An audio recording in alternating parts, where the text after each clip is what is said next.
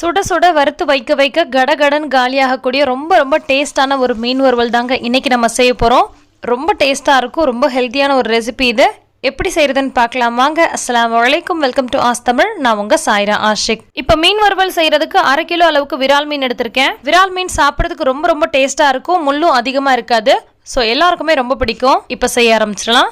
இது செய்கிறதுக்கு தேவையான மசாலாவை நம்ம ஃப்ரெஷ்ஷாக ரெடி பண்ணிக்கலாம். இந்த மசாலா ரொம்ப ரொம்ப ஸ்பெஷலான மசாலா. கண்டிப்பாக இதே மாதிரியே நீங்கள் எல்லா விதமான மீன் வறுவலுக்கும் செய்யுங்க, ரொம்ப சூப்பராக இருக்கும். இப்போ ஒரு மிக்சர் ஜாரில் சின்ன வெங்காயமாக இருந்தால் ஒரு 4 சின்ன வெங்காயம், பெரிய வெங்காயமாக இருந்தால் இந்த மாதிரி சின்னதாக பார்த்து 2 வெங்காயம் சேர்த்துருக்கேன். கூடவே 4 காஞ்ச மிளகாய், கூடவே 3 டீஸ்பூன் அளவுக்கு இஞ்சி பூண்டு விழுது, கூடவே 1 டீஸ்பூன் அளவுக்கு முழு மிளகு, 1 டீஸ்பூன் அளவுக்கு பெருஞ்சீரகம் சேர்த்துருக்கேன். இதோடவே 1/2 டீஸ்பூன் அளவுக்கு மஞ்சள் பொடி. அடுத்து இது கூட கொஞ்சமாக கருவேப்பிலை சேர்த்துக்கலாம். கருவேப்பிலை சேர்த்து செய்யும் போது டேஸ்ட் ரொம்ப நல்லாயிருக்கும், உடம்புக்கு ரொம்ப ஆரோக்கியமானதும் கூட. இன்னொரு ப்ளஸ் என்னென்னு பார்த்தீங்கன்னா, மீன் வறுக்கும் பொழுது தவாவில் கொஞ்சம் கூட ஒட்டாது. அடுத்து இதுக்கு தேவையான அளவுக்கு உப்பும் சேர்த்துக்கலாம். உப்பு காரம் கொஞ்சம் கூடுதலாக இருந்தால் தான் மீன் வறுவல் ரொம்பவே டேஸ்ட்டாக இருக்கும். ஸோ எந்த அளவுக்கு தேவையோ அதுக்கு தகுந்த மாதிரி பார்த்துட்டு சேர்த்துக்கோங்க. இப்போ இது எல்லாத்தையும் நல்லா நைஸாக அரைச்சிட்டு வந்துடலாம். எவ்வளோ முடியுமோ அந்தளவுக்கு நைஸாக அரைச்சிக்கோங்க. இப்போ 1/2 கிலோ அளவுக்கு விரால் மீன் துண்டுகளை நல்லா சுத்தமாக க்ளீன் பண்ணி வச்சுருக்கேன். இதில் 1/2 டீஸ்பூன் அளவுக்கு மிளகாய் பொடி, 1/2 டீஸ்பூன் அளவுக்கு காஷ்மீரி சில்லி சேர்த்துக்கிறேன். நல்லா கலர்ஃபுல்லாக இருக்கணுன்றதுக்காக. ஏன்னா நம்ம ஃப்ரெஷ்ஷாக மசாலா அரைச்சி செய்கிறதுனால அதில் அவ்வளோ கலர்ஃபுல்லாக இருக்காது, ஆனால் டேஸ்ட் வைஸ் ரொம்ப ரொம்ப சூப்பராக இருக்கும். கண்டிப்பாக எல்லாருமே ட்ரை பண்ணி பாருங்கள்.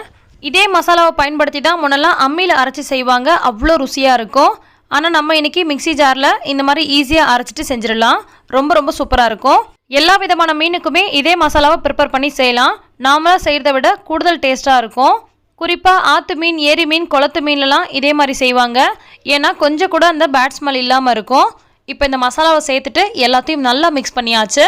இந்த மாதிரி மிக்ஸ் பண்ணதை ஒரு 1/2 மணி நேரம் அப்படியே ஊற விட்டுட்டு செஞ்சிங்கன்னா ரொம்ப ரொம்ப சூப்பராக இருக்குங்க. இந்த உப்பு காரம்லாம் நல்லா ஏறிட்டு டேஸ்ட் ரொம்ப நல்லாயிருக்கும்.